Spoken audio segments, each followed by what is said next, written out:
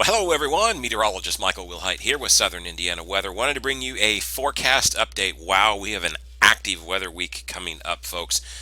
Oh man, we've got some potential snow troublemakers coming into the forecast. Did a short video update on it last night. We'll dive into a little bit more of the data today. Things have changed a little bit, and well, you'll see what I mean here in a minute. I just want to point out something to you. Back on the 11th of January, which would have been last Monday, I posted this video, which was kind of my long-range update for there. And you get back here about to the 6-minute mark. If you watch that, you remember I talked about this graphic, and I said, watch out for the time frame when you get the NAO and the AO, the Arctic Oscillation, the North Atlantic Oscillation, when they start to trend back into the positive and start to go under such a short distance, that's when you can get the potential for big storms. Nothing was overly showing up on radar at that point. It was just sort of a heads up on it. Well, now something is showing up. Indices, I just want you to show, here we are 6 days later from that. Indices still here about the same. We're still trending in that way, going positive about the 19th here. And that's exactly what we're doing here, about the 19th. This is the NAO, that's your AO. Let's go to the NAO, about the same here, both trending positive in about the same time. Whenever you get that zone right in here where you're going from negative to positive very quick, you have the tendency here in the Ohio Valley to get big storms out of it. Doesn't mean you get them all the time, but sometimes you do, and it's always something that just raises my hackles and say, whoa, watch out for that time frame, because that's when you could really get something. And that's what we're starting to see in the data now. So let's just go ahead and take a look real quick. Here's the GFS. We go through the week.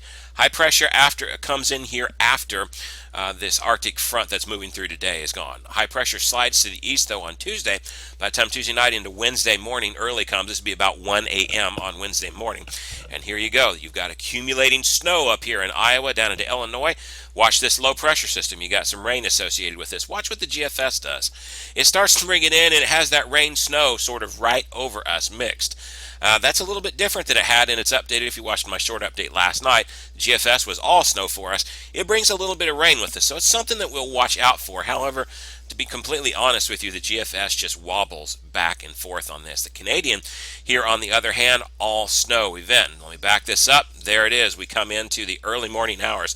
By 1 a.m. on Wednesday, snow is already arriving. It's a little bit faster than the GFS. It keeps it during its duration as an all snow event for us.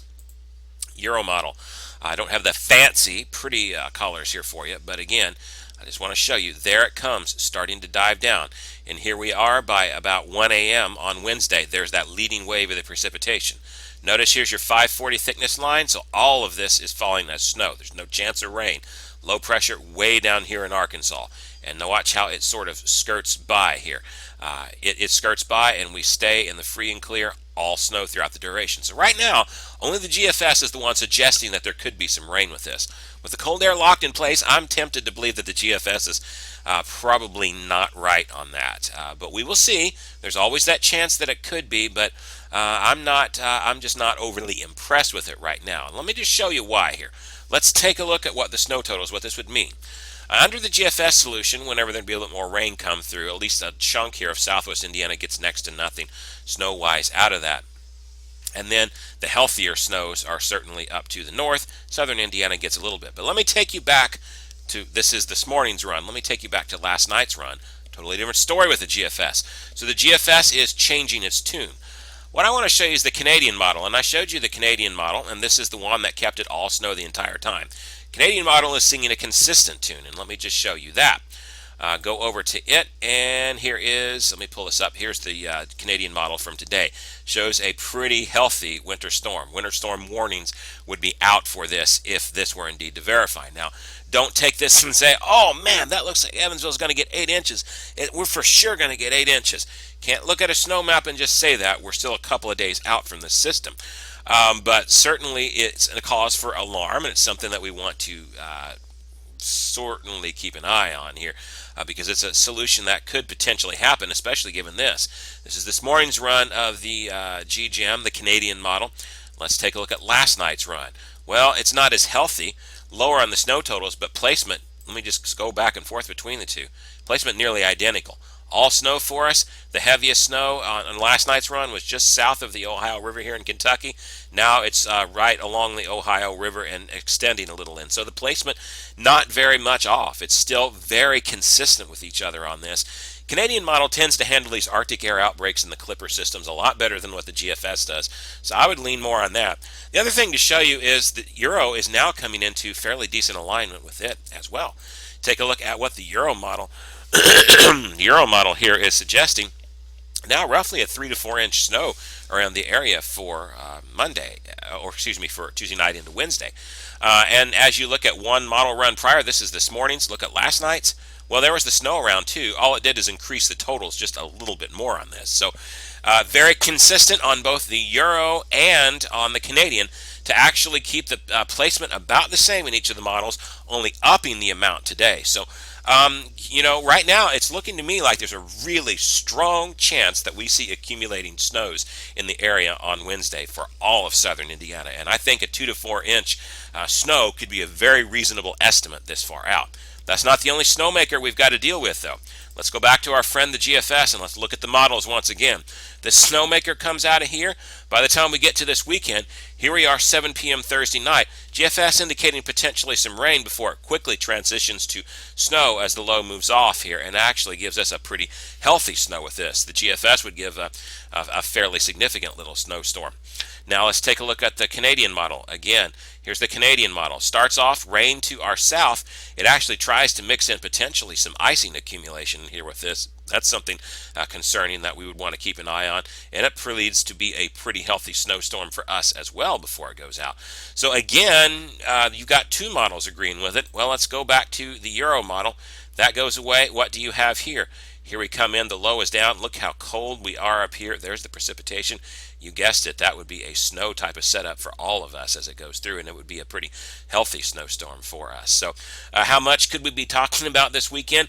It's a little too early to probably post snow maps about that, although it's nice and fun to look at them. They're pretty, but it is fantasy land that far out. I would say, though, the way the models look, Euro would certainly give you, 4, 5, maybe even 6 inches of snow with it. The Canadian in a similar fashion. GFS maybe not quite as much, but again, another, 2 to 5 inches could happen on Thursday night into Friday with this, if this were to verify. Now, that's just something that we keep a heads up on this point because the reality is the first system has to be done right first. If this first system lays down the snow like it is, by the time the second system comes in, there could be a pretty good chance of snow. Snow ends up breeding snow. That's what the old weather saying is. If we end up not getting as much snow, then, well, we might not. Then the second one could be a little bit off. So we'll have to see what this first one does on Tuesday night into Wednesday. After that, we'll start to get a better handle on what might happen Thursday night into Friday. But as it stands right now, two very good chances at accumulating snows this week going on, folks. So again, if you've got plans this week outside and outdoors, your travel may be affected by this because it's looking like a pretty significant. Of course, this could be very disruptive to us.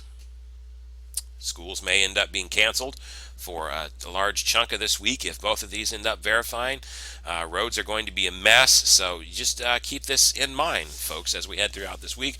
I don't want to create a mass panic. We'll know more on Monday as far as to what we think is going to happen here on Tuesday night. But again, Tuesday night into Wednesday, looking like a really good shot of snow to me at this point. Now, I issue that with a word of caution. The GFS could be right. There could be some rain that mixes in with it.